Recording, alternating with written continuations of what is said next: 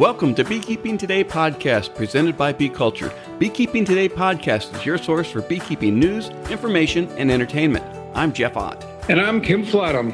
Hey, Jeff and Kim. Today's sponsor is Global Patties. They're a family-operated business that manufactures protein supplement patties for honeybees. It's a good time to think about honeybee nutrition. Feeding your hives protein supplement patties will ensure that they produce strong and healthy colonies by increasing brood production and overall honey flow. Now is a great time to consider what type of patty is right for your area and your honeybees. Global offers a variety of standard patties as well as custom patties to meet your needs. No matter where you are, Global is ready to serve you out of their manufacturing plants in Airdrie, Alberta, and in Butte, Montana, or from distribution depots across the continent. Visit them today at www.globalpatties.com. Hey, thanks again for that, Sherry. We really appreciate our sponsors, and without their support, we would have a very difficult time bringing you this podcast on a weekly basis. With that, thanks to Bee Culture magazine for continuing their presenting sponsorship of this podcast. Bee Culture has been the magazine for American beekeeping since 1873. Also, check out Bee Culture's Beekeeping, Your First 3 Years, a quarterly magazine for beginning beekeepers. We also want to thank 2 Million Blossoms as a sponsor of this episode. 2 Million Blossoms is a quarterly magazine dedicated to protecting all pollinator insects.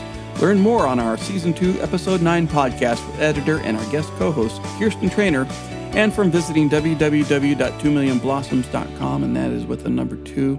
Hey, everybody. Hey, Kim. How you doing? Well, Jeff, I was doing okay until last night. The weather changed. Fall is here. I had to turn on the furnace last night. Oh, no. That's a hard day in my life when it starts to get cold. That first puff of dust and dirt that comes out of the furnace the first time you turn it on, it's always, when it happens. I changed all that this year. I got everything cleaned. I got new furnace. I got filters. Wow. I got everything ready to go. Yeah. So I won't be sneezing quite as much this year as I did last year, but I still got to sit under the furnace. Time moves on. Yeah, it's the fall, that's for sure.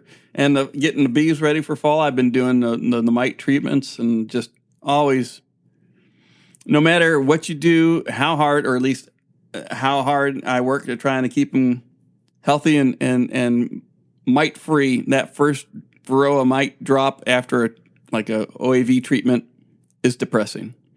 Yes, it is. It is just like... And you couple that with the fact that the smell of goldenrod is gone.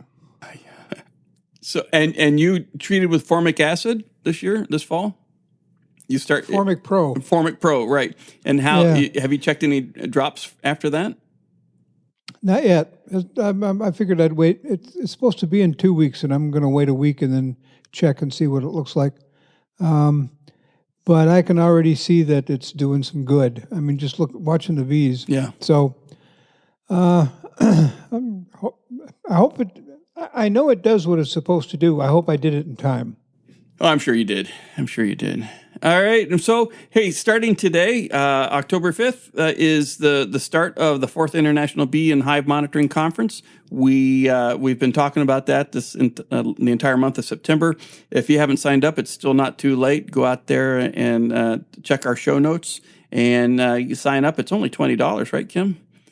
Yep. $20. Yeah. And they had to go to a webinar because they got so many people. They couldn't do it on Zoom. Yeah, so many participants, and they have nearly 50 presenters. So it's pretty amazing, the list of folks. Many of them, they've been on this podcast.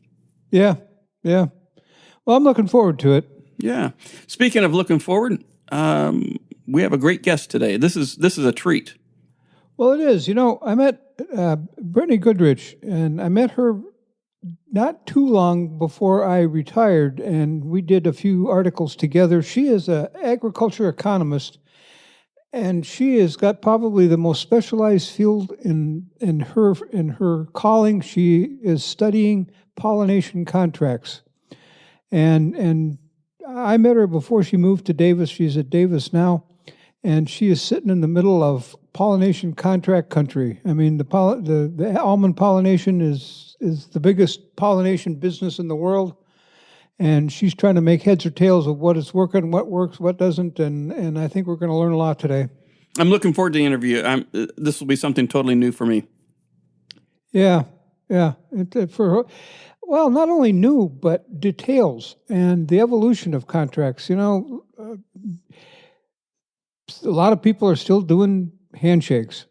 And that's just, there's too many things that can go wrong with a handshake that you don't want something written down. But what do you write down and how much should it be and all of these things. So it'll be good to listen to her. All right. Well, let's cue it up and listen to the interview right now. Hey, I want to welcome Brittney Goodrich to the Beekeeping Today podcast. Welcome, Brittney. Thanks for having me on. You bet. Jeff, I'll give you just a little bit of background on why we wanted to talk to Brittney. When I was still at Bee Culture magazine, she had a couple of articles, and she's dealing with pollination contracts, the efficiency of pollination, all aspects of that, and she's kind of turned it. How do I say this? A little bit away from botany and more into mathematics. That's a good way to put it. But today we're going to talk to her about, a while back she conducted a survey of people who are pollinating almonds. She's working with the Almond Board on this, and she went to a meeting out there, and she gave them a nice long survey, and she has a story on the results of that survey, and that's what she's going to tell us today. So welcome, Brittney. It's good to see you again. Good to see you as well.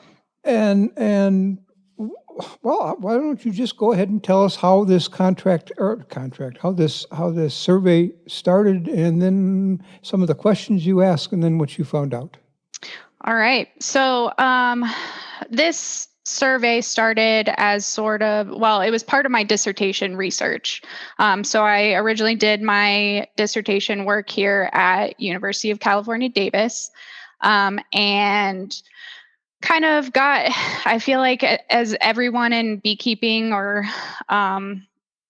they kind of just get sucked in. So I went to actually an economics talk at one of our annual Ag Econ meetings. And it was talking all about bee economics, or some of the economists term it beekenomics. And so I went to a talk and immediately was just fascinated by pollination markets and beekeeping in general.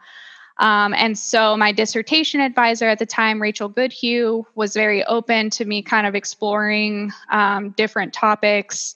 And she was funding me had some funds from the California Department of Food and Agriculture, who funded some of my dissertation work.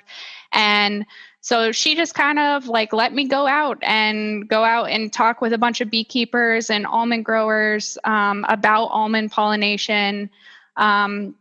And so I sort of started thinking about different research questions and where I was going to go with the research, and of course talked with the Almond Board of California about different ideas. And one thing that kept coming up was this idea of, there's contracts that are used in almond pollination.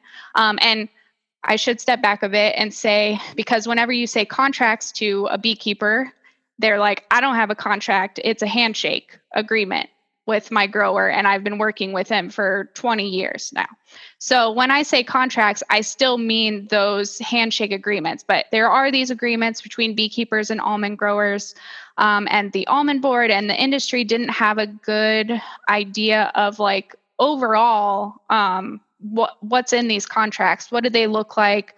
What is the common, colony strength that's being used? There was all of this anecdotal evidence from talking with individuals, but there really wasn't any concrete information. So that's why the Almond Board kind of got on board with me doing this contract survey at the 2015 Almond Conference. And so I walked in as a Ph.D. student and surprised all of these almond growers by making them take a clicker survey for me at one of the presentations. So they sat there and watched me read all of these questions, and then they responded using those handheld clickers.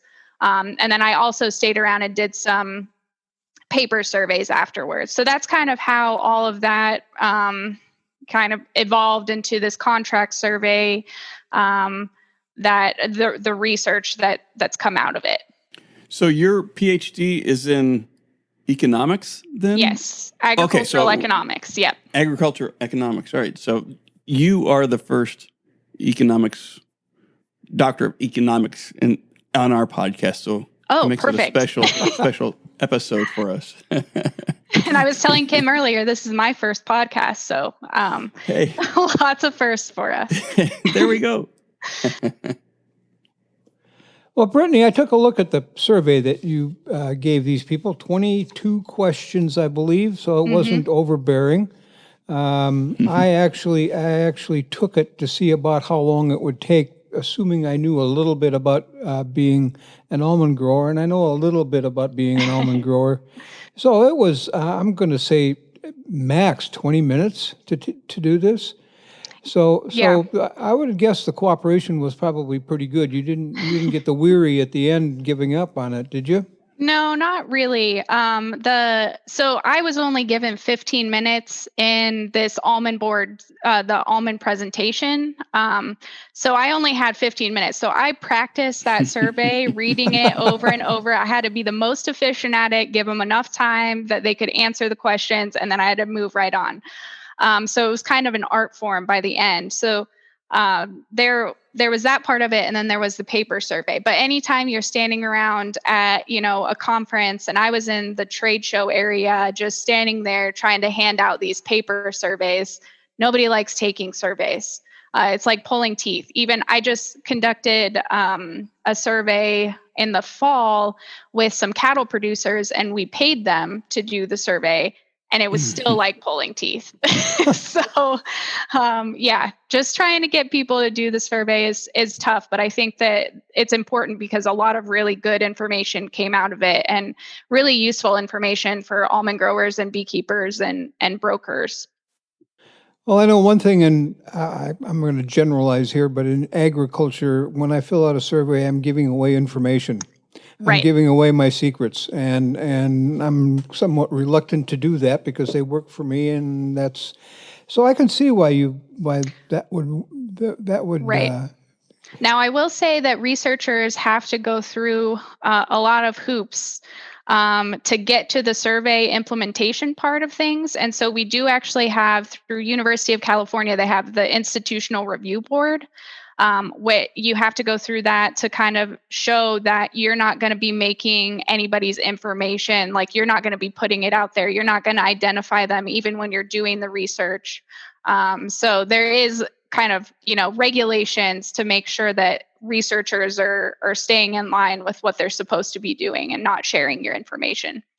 Jeff, it's sort of like the people at Hive Tracks. When you gather information, when people put information in the cloud, they've bent over backwards to make sure that you don't know who put it up there or where they were exactly. So I think that's good. That would reassure me if I was filling out one of these, I believe.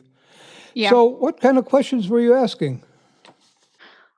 So the main point of interest from me, in general, we just wanted to know, what is in these contracts? Are there clauses in a handshake agreement, a clause would be, an almond grower and a beekeeper discussing something before almond bloom. So are they talking about pesticides beforehand? Are they talking about hive theft? What happens if, colonies are stolen? Who's responsible, that sort of thing. So we wanted to find out basic information about that. The other big thing, which was something that there have been a handful of economists that have actually looked at some of these pollination economics, pollination markets. And so when I was going through the literature and reading, sort of as you do whenever you start out with research, they always touched on this idea of there being hive quality. So you have colony strength requirements in these pollination contracts. So a beekeeper that supplies, an 8-frame minimum average is going to get paid more than a beekeeper who supplies a 6-frame minimum average colony strength. And so the previous economists had sort of touched on this issue, but they didn't really, they didn't really acknowledge it. And there's not a whole lot of good data on, what are the fee differences between an 8-frame contract and a 6-frame contract, or even no colony strength requirement at all. So that's kind of the big idea that I wanted to look at was what types of colony strength requirements are being used, and how do pollination fees actually differ based on the different colony strength requirements. And that sort of being able to find out some of that information really tells us a lot about how pollination markets can develop and, where they're going in the future. So some of the, the fancy mathematical stuff that I did in the recent ecological economics paper that I published basically showed that as the value of almond pollination or pollination services increases, and so you have, almonds, the prices have increased. They're not high right now, but in recent years, as those prices have increased, the value of pollination services increases with it. And so then what you're going to have is these more strict contracts, because if I'm an almond grower and I contracted for an 8-frame colony, and my beekeeper can't deliver or delivers 4-frame colonies and my yield suffers because of it, those are some big losses. And so what you're seeing over time, and what I've been able to show just by showing what's in these contracts, is that these colony strength requirements really matter.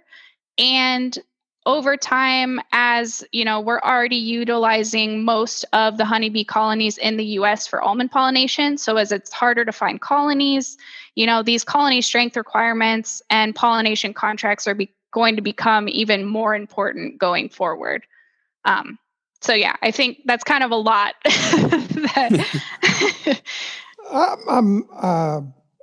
I was under the assumption, and there's always a danger using that word, but if you have crop insurance, there is a requirement for colonies per acre to rent for almonds, isn't there? So this is a common misconception, and it's really interesting. Actually, I did a little research on this because I kept hearing, we have to use 2 hives per acre for crop insurance, otherwise we won't collect if a loss occurs.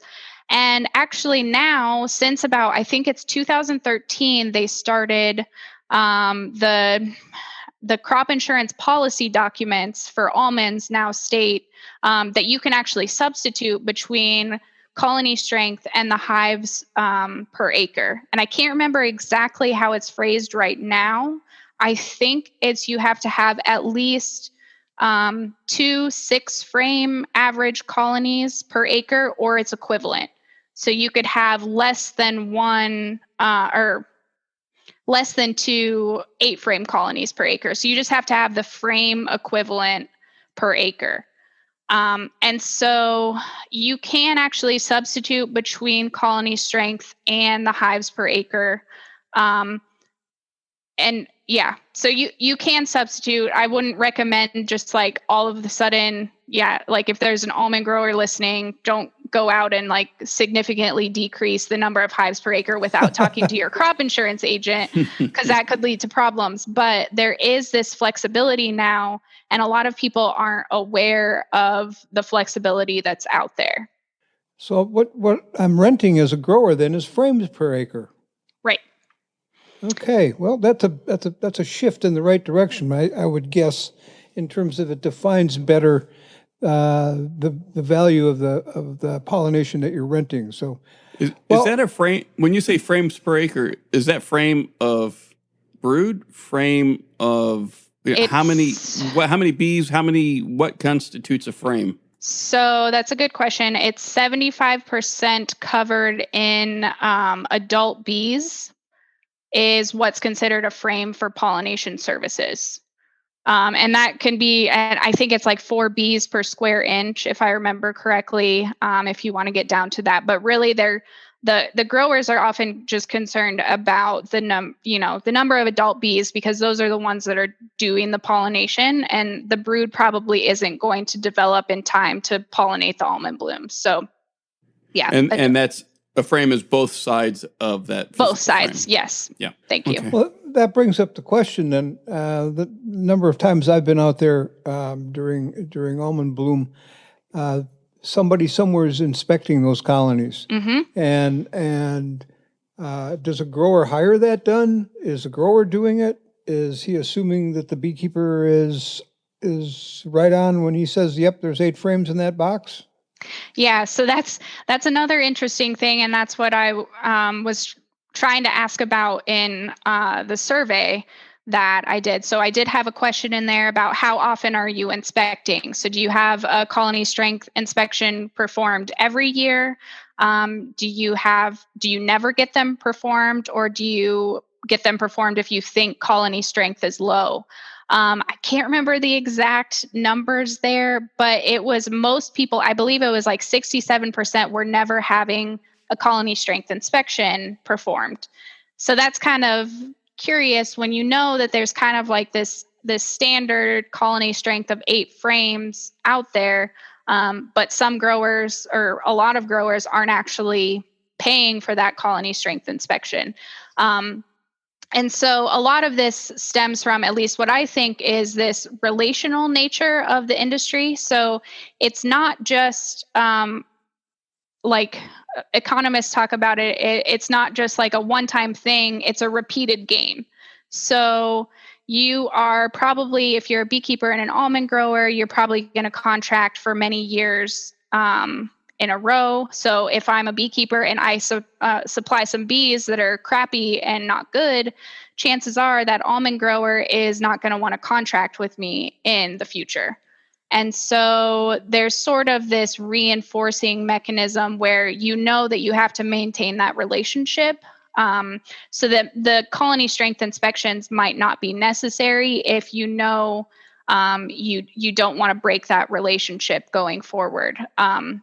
And it can be harmful to the bee colonies just to have somebody else in there. And typically it's not going to be the beekeeper that's inspecting. They pay some third party that's going to come in, and they may not know your bees or whatever. At least I've heard from beekeepers that sometimes the bees know you. And so it's easier to work with your own bees than somebody else's. So yeah, they're having these third parties come in. It can be either, I know of like retired beekeepers that now offer these services, or you have the county ag commissioners in every county here in California will perform a colony strength inspection for you. So yeah, you have to typically pay for these to be done. It's about, I think I estimated about $1.50 to $2 per colony, per inspected colony.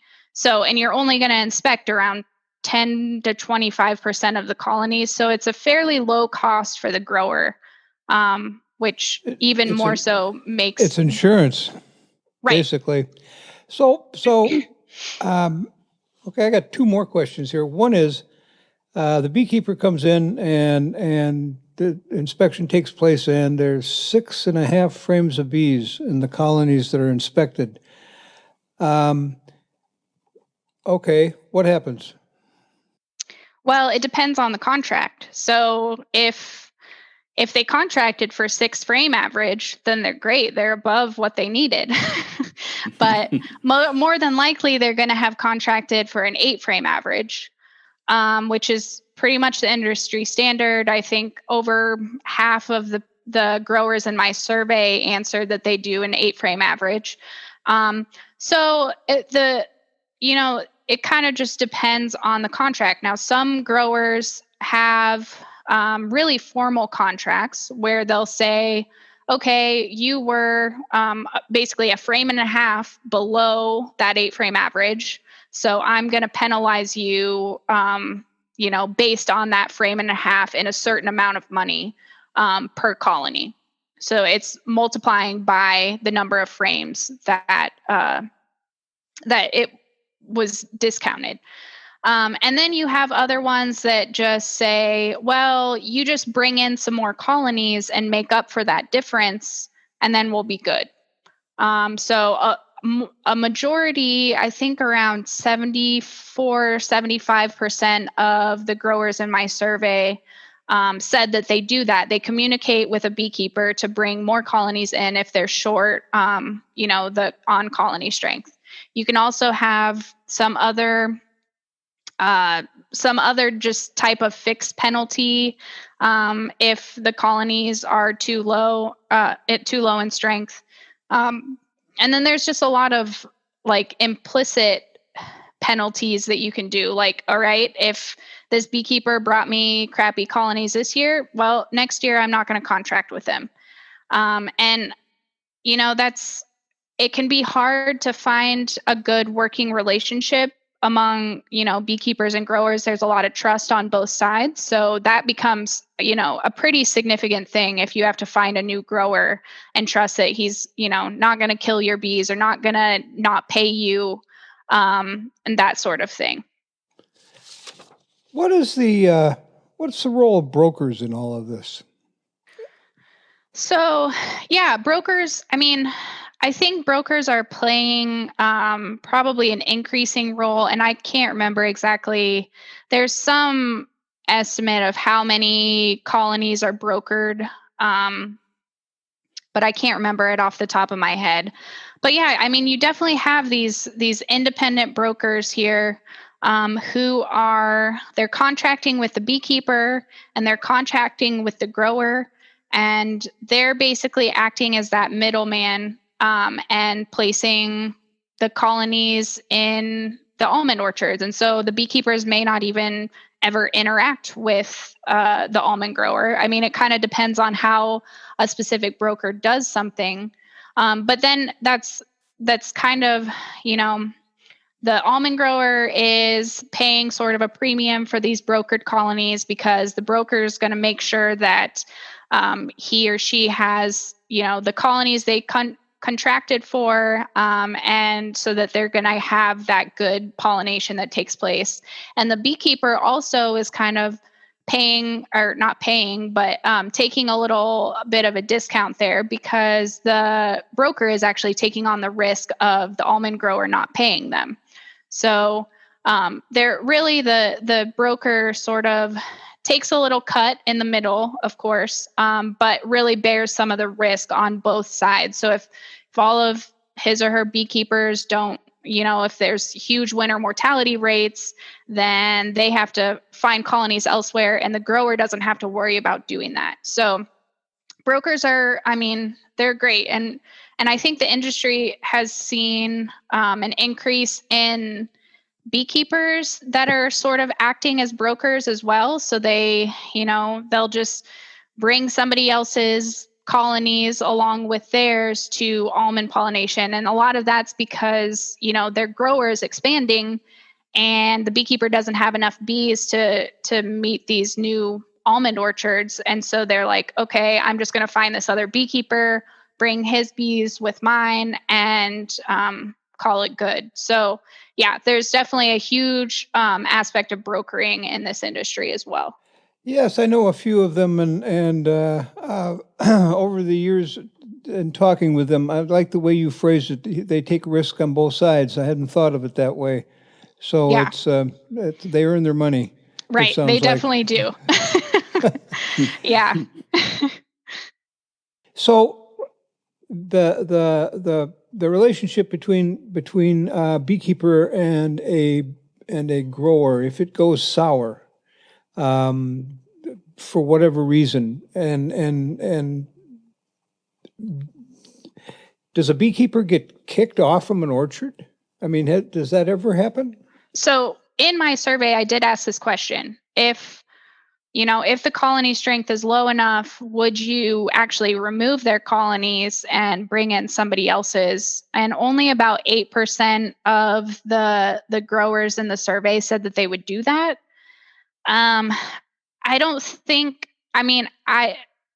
because, pollination is so important. There's no almonds produced if you don't have bees, and we're already utilizing most of the U.S. honeybee colonies, or most of the commercial honeybee colonies in the U.S. So it's not like it's going to be easy for a grower to go out and, oh, here's a beekeeper not participating, just bring your bees because I need them now. So it's really hard for growers to find colonies at the last minute, typically. So they're not going to want to just remove those colonies and replace them. But apparently some of the growers are willing to do that, 8% of them or so. And some beekeepers are willing to wait because the price goes up, as I understand it. Right.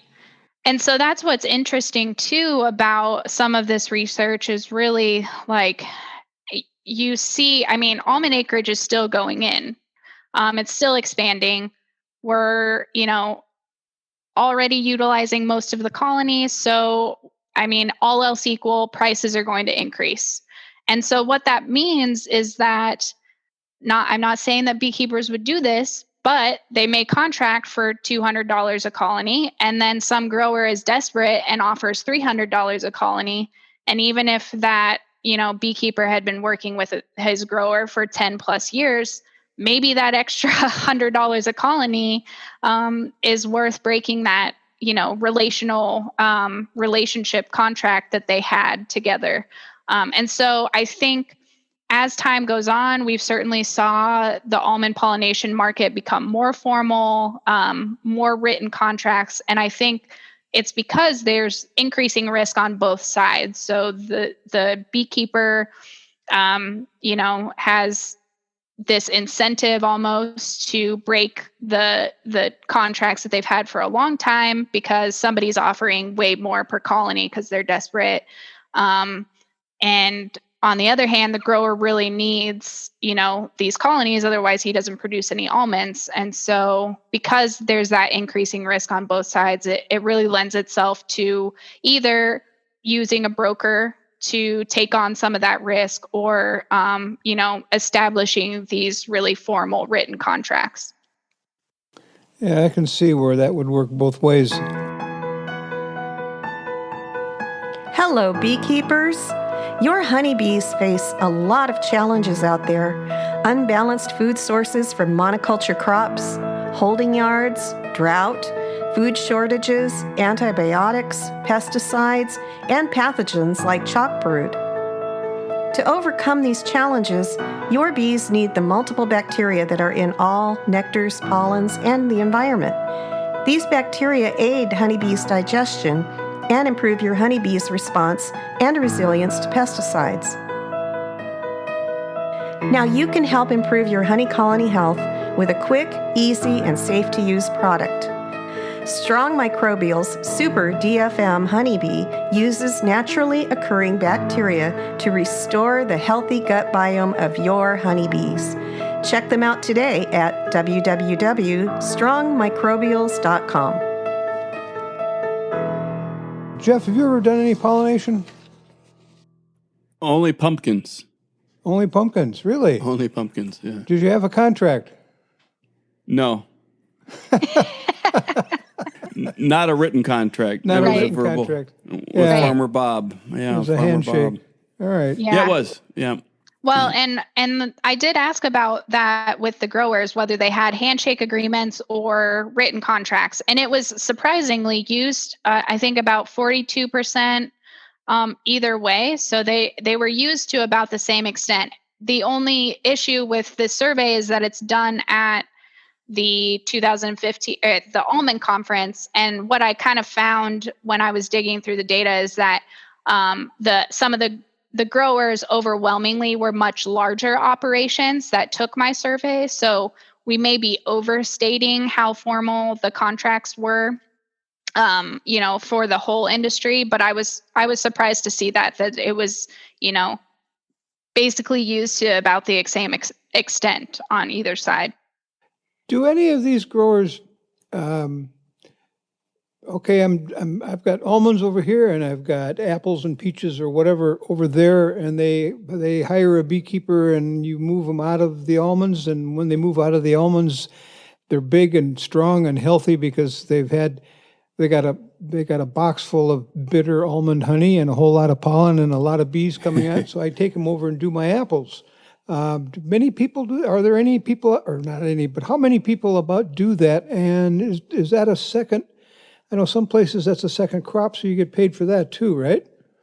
Right. So I would say it certainly happens that a grower would have some later blooming crop that they would move into. But the interesting thing about this is that there's so many bees in California after almonds quit blooming that, beekeepers are just out competing one another to get at these other contracts just so they have somewhere to put their bees, whether it's in an apple orchard or a kiwi orchard or wherever, so that they don't have to be feeding those colonies. So it's really made these other later blooming crops in California, the Pacific Northwest, they're really less lucrative for beekeepers because, they're essentially just looking for a place to keep their bees until they can get, back to North Dakota or Montana or whatever, which is still probably covered in snow once almonds are done blooming. So yeah, it certainly happens. I think a beekeeper would be really happy if their grower offered, hey, I have some cherries blooming over here. Could you bring colonies after almonds? I'm sure a beekeeper would love that. But it's just not as common as beekeepers would like. So the apple growers that those bees are set in are getting pollination, if not for free, at very low. So right. It kind of sounds like the almond growers are subsidizing pollination and the rest of those fruits. Yes, that's essentially exactly what's happening. I've talked to a couple of beekeepers, and I'm not up to date on what pollination fees are in apples right now or anything like that. But what I've heard is that it really just covers your cost of transporting it from the almond orchard or from the holding yard in California to the apple orchard in Washington or wherever it may be. So yeah, it's really just they're operating at cost to pollinate these other fruits and vegetables. On the other hand, I have a good place to put my bees. And if I'm going to split and divide, I can probably do that when I'm sitting there getting ready to move to some other crop or out somewhere to make honey. And it's safe.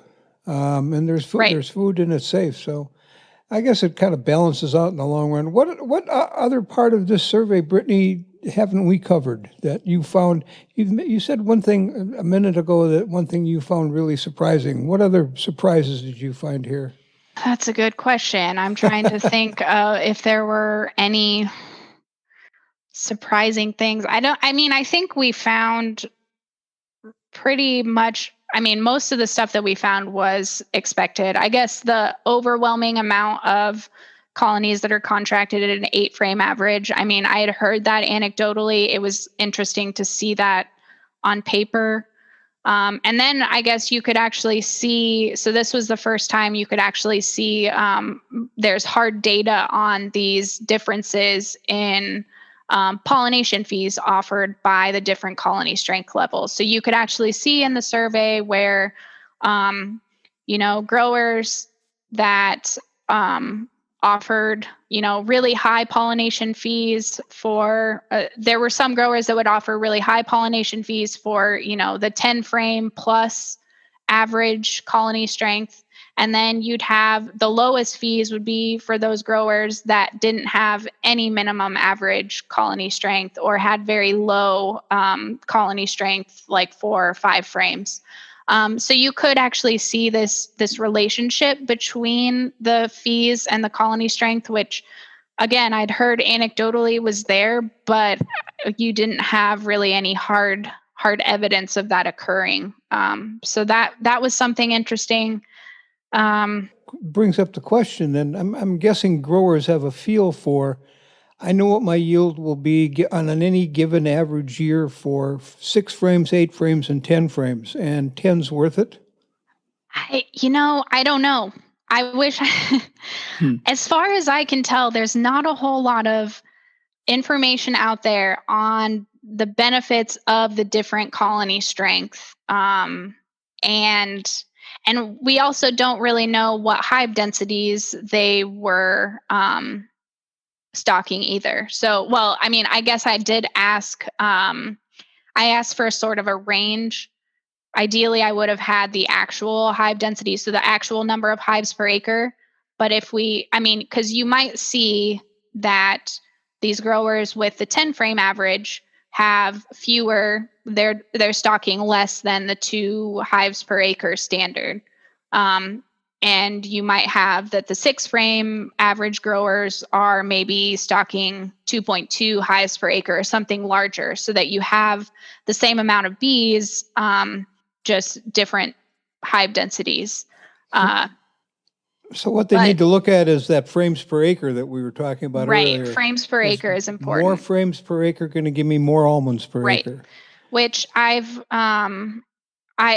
this is something that I've been really interested in studying, just because I don't think there's any real hard information out there. I think so Elena Nino here at UC Davis, I believe she's possibly doing some of these studies on the relationship between frames per acre and yield.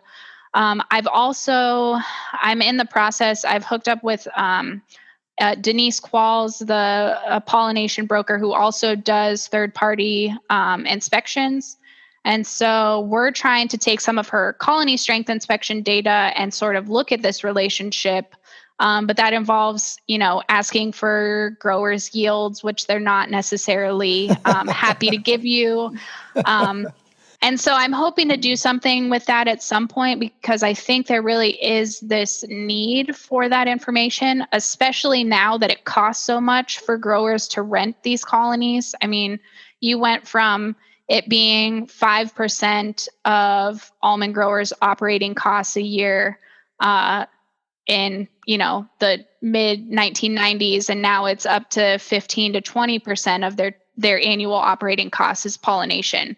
And so it's now one of their main, costs that they're thinking about. And so I'm hoping to sort of get some grower participation so that we can actually look at these differences to see if they can cut down on the number of colonies per acre that they're using, or the number of frames that they're requiring beekeepers to have.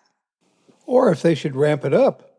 Right. If it go the other way, it will cost me more in pollination fees, but if I don't have enough trucks to haul the almonds away, it might be worth my time. So yeah. So what would you say, for based on your research, the key takeaways, both one side being for the beekeeper and the other side being the grower? If you could boil it all down, and I saw some of that mathematics that you had in that, and that was I thought I was slipped into some ancient Egyptian hieroglyphics paper, but it was actually your calculations. Right.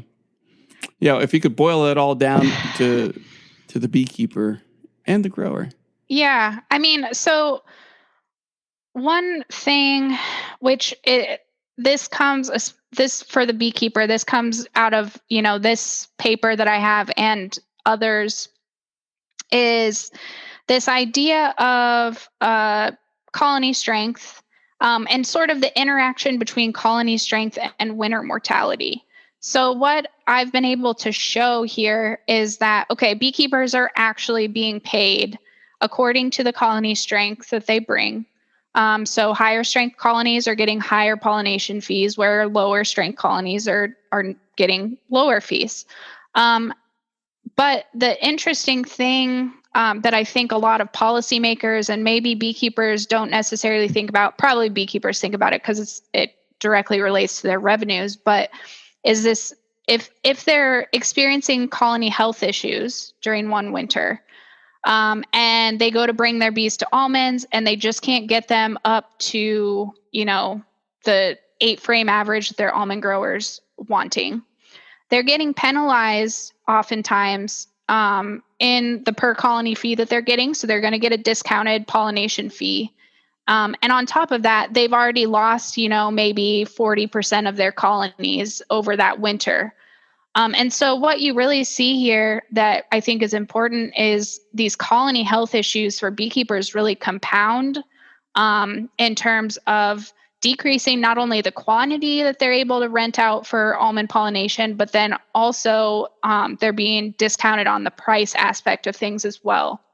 And so I think that's really important because, I mean, I'm an economist, so I think everything should be put in terms of money because that's just how I think about things. But, if a beekeeper is not able to, I mean, if they're not, making a profit large enough year after year, they're not going to be able to afford things like, to keep their bees healthy, and they're going to take shortcuts.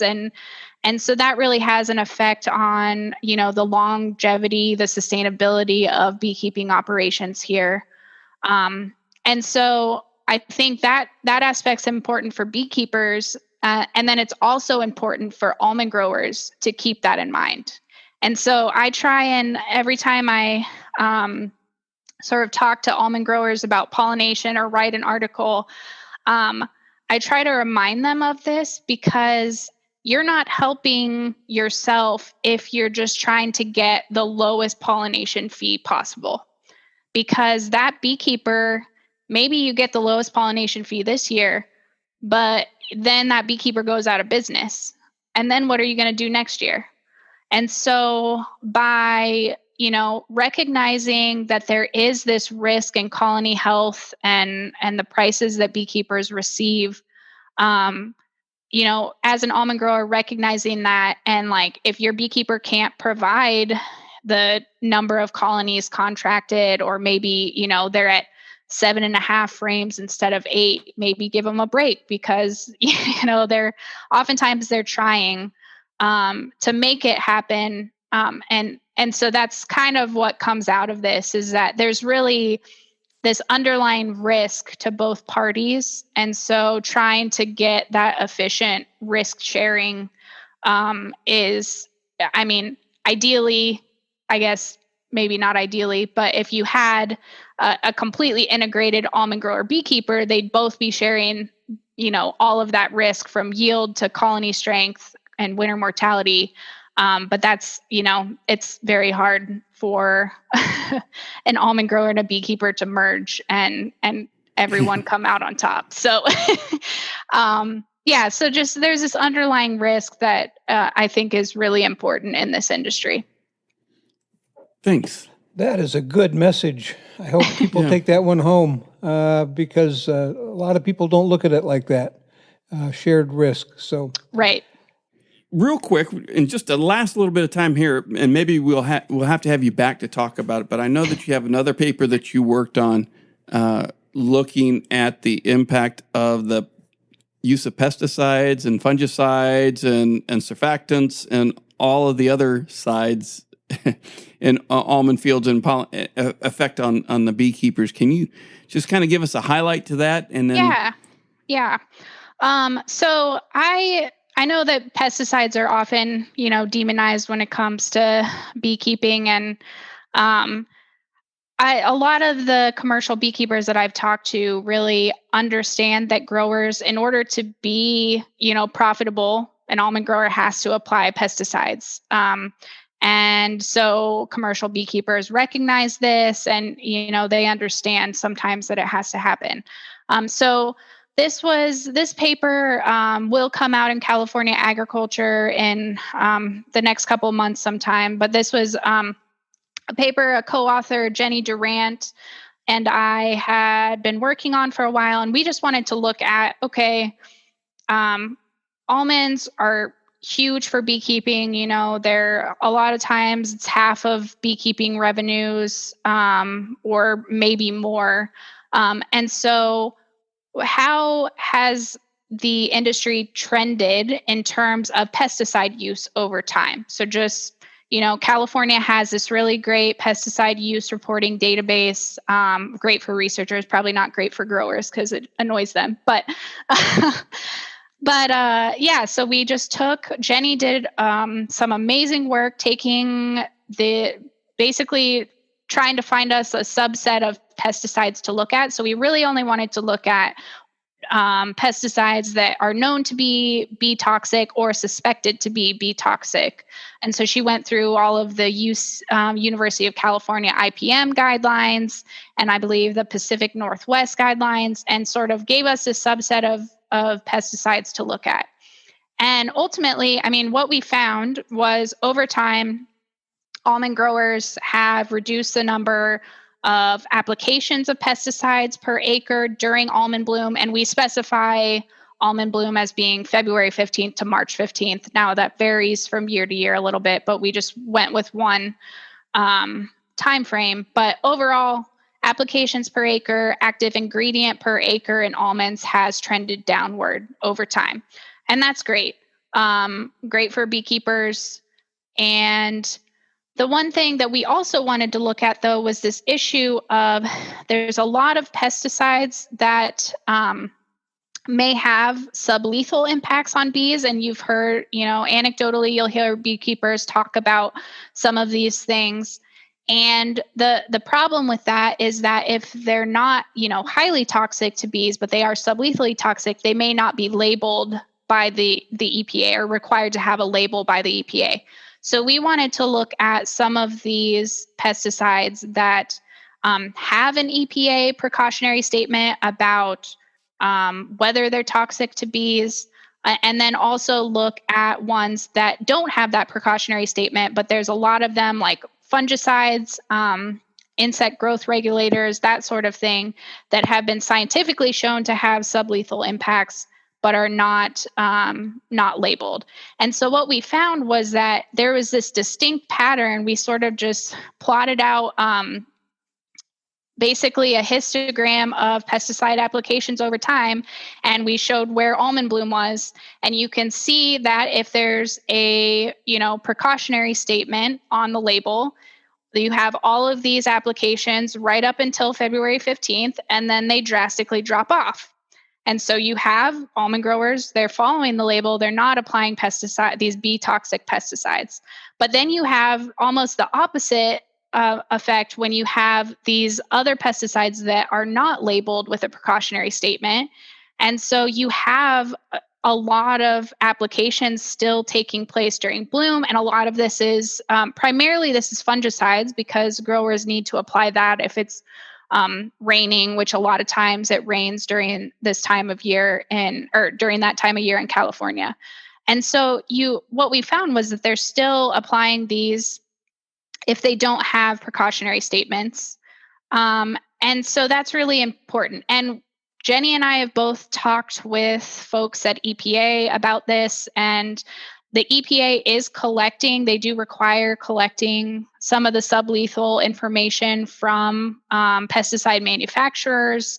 And so they have this information, they're just not confused, but they're just trying to work out a way to show that, because there's so much stuff on the label already that it's sort of hard for them to incorporate, another bee toxic label on there. So they are working on it. We're going to have Brittney back when some of this becomes more clear. I'm sure that both growers and beekeepers would like this information. Well, we had Reed Johnson on the show back in February of 2019, and he started talking about the interaction between the combinations of pesticides and fungicides on the bees. And it's a really fascinating topic, and that once your paper is available and out, it'd be fun to have you, if you would like to come back and talk about it. That would be fantastic. That would be awesome. And I will say that, and this is kind of where the Almond Board of California did put out these best management practices for when bees are in the orchards. And a lot of it stems from this. Like, they found out that if you tank mix fungicides with other substances or whatever to save money, then that becomes synergistically toxic to bees. And so those best management practices are, I think, really important, because they recommend, as of right now, this is what we know you should be doing and what you should not be doing. And they sort of go a little bit further than pesticide labeling does. And so Jenny and I are also looking into what the effect of those BMPs has been. That's kind of our next step for our ongoing research. Oh, good. That'll be good to share. Okay. And we'll have all the information that you have available or is in the show notes, links to your website, links to the information you've talked about, and listeners can reach, or at least start their own research there. Yes. I did want to make a plug because I am starting I'm hoping to have out in February a beekeeping almond pollination contract survey. So this was just giving out your listeners a heads up that there will be an online survey from me coming out at some point. I'm hoping to be able to utilize some of the beekeeping industry's sources to sort of promote it and everything, but that's going to be really important because it's basically going to be similar to this almond grower contract survey that I did, but really looking at things from the beekeeper's perspective, like how, do you have contract clauses about thefts? Are you concerned about colony thefts while you're in almonds? All aspects of beekeeping. I know that beekeepers get surveyed a lot, and they're not very excited about another one. I will say we did get funding, so we are going to pay beekeepers for doing this survey. It's probably not very much, but we will be paying. But the responses are really important, and they're really key to finding out any of this research that I've been doing, is based on survey data, just because there's not a futures market for almond pollination. So, I kind of have to go out and do the hard work of collecting it. So be on the lookout for that. And I would really appreciate, participation from any beekeepers. Well, let us know when it's going to be ready, Yes. And we'll get the information out to our group of people. Perfect. Great. That'd be great. Well, Brittney Goodrich, I really appreciate you being with us today on Beekeeping Today podcast, talking about, I never really considered the depth of the economic, agri-economic impact of all of this, and it's amazing. I appreciate your time. Thank you for having me. It's been a lot of fun. Thanks, Thank Brittney. you. Yeah, thanks. I didn't know almond contracts could be so intense. It's amazing. Well, look at the money that's riding on them. True. And the thing that got me the most was how she explained shared risk. I never kind of looked at it this way. It was always, I'm not going to say confrontational, but you always kind of looked at it as a buyer and a seller, and she's looking at it a lot better, I think, when the grower needs to worry about the beekeeper and the beekeeper needs to worry about the grower, and there's a broker in the middle someplace who's trying to make it all work. I think a lot came out of this, and I'm going to be interested in reading the rest of her papers that come out of this study, and she's doing another one first thing next year. Yeah. Well, this is a real timely podcast, and for anybody who's getting into any kind of pollination, this contract really discussion is really important. Yep. And if it's the apple orchard down the road that's only 10 acres and you're bringing them 10 colonies or whatever it is that you're doing, you really, a while ago, Jeff, quite a while ago, I had a friend that was doing this, 20 colonies to an apple orchard down the road. And when the bees were sitting in the orchard, the apple orchard owner passed away. Oh. And suddenly, whose bees are these really? And the beekeeper said, they're ours. And the estate for the grower said, I think they belong to the guy who owned the orchard. And suddenly this guy's bees are in that apple orchard all summer long. Oh my. It was tied up with attorneys. So,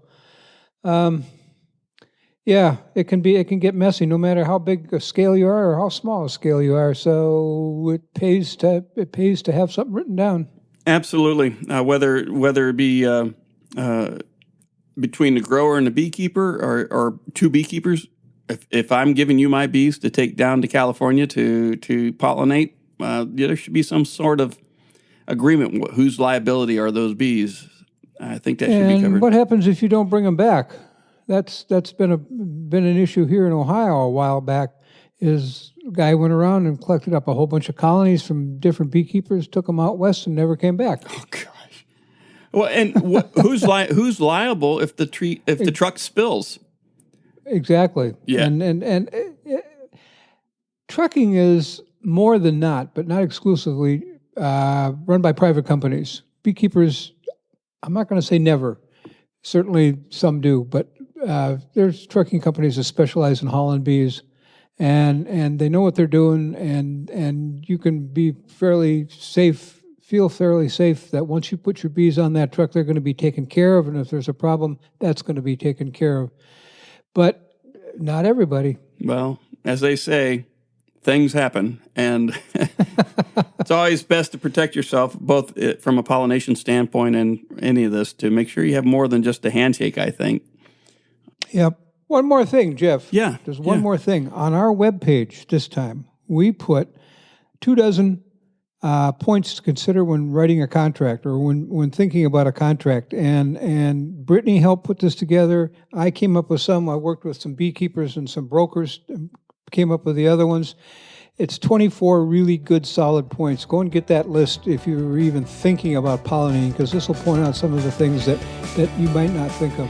Yeah, it's a really good list. So thanks for including that in the show notes, Kim, and thank you, Brittney, for all that you've done. Well, that about wraps it up for the podcast. Before we go, I want to encourage our listeners to rate us 5 stars on Apple Podcasts or wherever you download and stream the show. Your vote helps other beekeepers find us quicker. Even better, write a review and let us know what you liked. As always, we thank Bee Culture, the magazine for American beekeeping, for their continued support of Beekeeping Today podcast. We also want to thank our episode sponsor, Global Patties. Check them out at www.globalpatties.com. We want to thank Strong Microbials for becoming the latest supporter of the podcast. Check out their probiotic line at www.strongmicrobials.com. And finally, we want to thank you, the Beekeeping Today podcast listener, for joining us on this show. Feel free to send us questions and comments at questions@beekeepingtodaypodcast.com. We'd love to hear from you. Anything else you want to mention, Kim? I think that wraps it up, Jeff. Been a good day. Sure has. Well, go back and enjoy your new furnace. All right. Thanks, everybody.